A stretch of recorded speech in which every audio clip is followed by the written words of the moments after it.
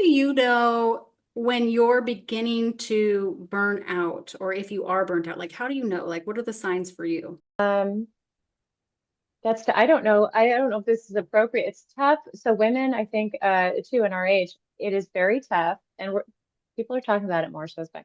It's tough to say to ID something. Is this hormones? Is this the old PM, or is this burnout, compassion fatigue? Like it's hard to identify Mhm. it. So the question was, how do you ID it, right? Or how do Yeah, you notice it? Tears. Tears. years. Like if I'm it usually, I mean, granted, tears are amazing and therapeutic, and I'd like to have some at least once a month if I could. Sometimes that doesn't happen.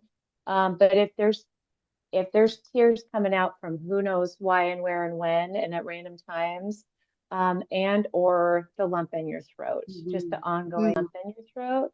And I can't attest because I have been lucky enough not to have gotten to this point before, but I know so many who have, Yeah.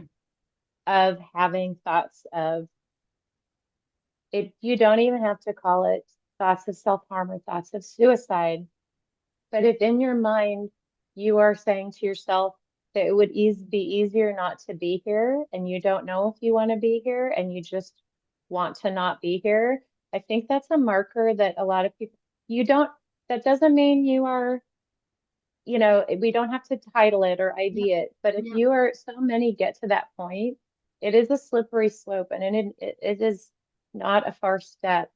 When you are, especially, if you're in shelter work, man, and you are having to work in part of, helping animals pass, and man, it is Mhm. not a far Mhm. jump. So, I have been lucky not to get to that point.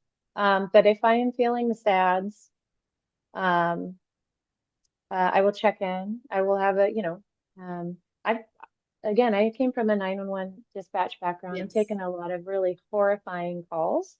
And I also was a volunteer with the TIP program. We responded to a lot of human deaths.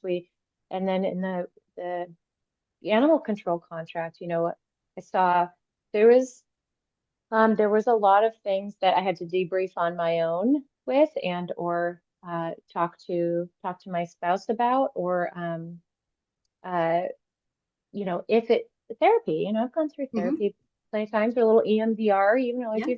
it's just it goes a long way.